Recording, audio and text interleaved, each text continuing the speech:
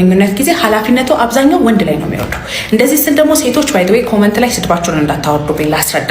ግንኙነት ላይ ባይ ዘ ወይ አንድ ሴት ማለት ነው ተኝታ እርካታ ደረጃ መድረስ እችላለሁ ምንም ነገር ሳልሰራ ብትል ማለት ነው ልታደርገው ትችላለች።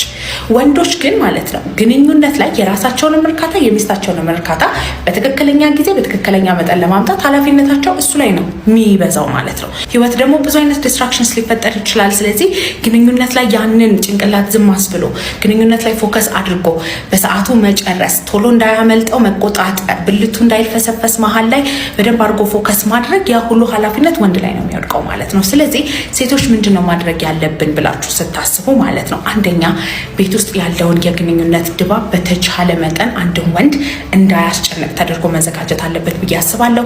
ሁለተኛ ደግሞ ትንንሿን ነገሮች ማድነቅ መቻል አለባቸው ሴቶች። ባይተይ የማይካበደውን ነገር ማካበድ መቻል አለባቸው።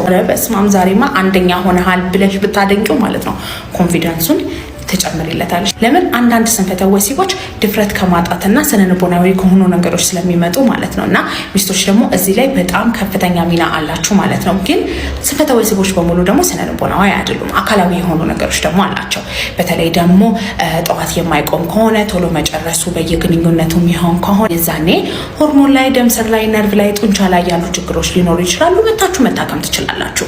በማንኛውም ስንፈተ ወሲብ መታከም ከፈለጋችሁ ባዮ ላይ ባስቀመጥኩት ስልክ ቁጥር ከጧት 3 ሰዓት 12 ሰዓት ብቻ በመደወል በአካል ለመምጣት ቀጠሮ ማስያዝ ትችላላችሁ። በሬ ሁሉ ጊዜ ክፍት ነው።